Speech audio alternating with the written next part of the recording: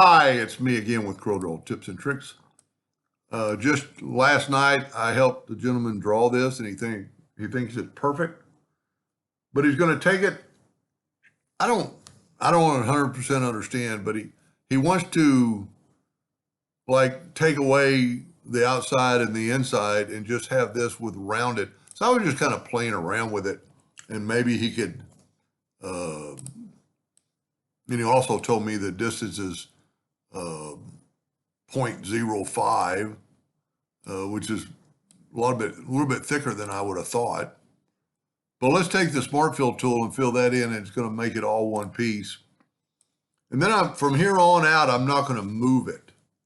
I'm going to make a duplicate of it and move it over.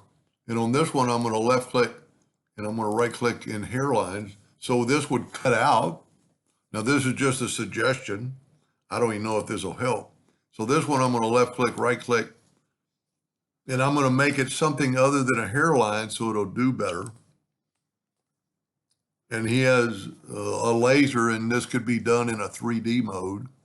So I'm going to go to the inside, 0.003 in a light gray.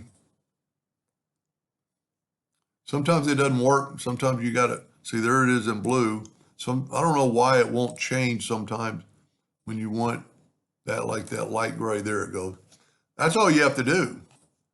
And if you would, I don't remember if you told me what kind of laser, like an epilogue laser has a 3D engraving mode, and this would be a curve, because that's going to engrave less.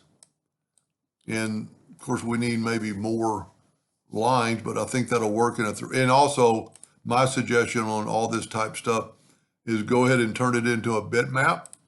Doesn't really matter what color you pick. And what that did, that fuzzied it up. It doesn't make sense, but that way you don't get those lines. And then if you wanted to engrave that, and because we didn't move this, we nudged it, then you could cut that out and you would have a real working piece of wood that is rounded.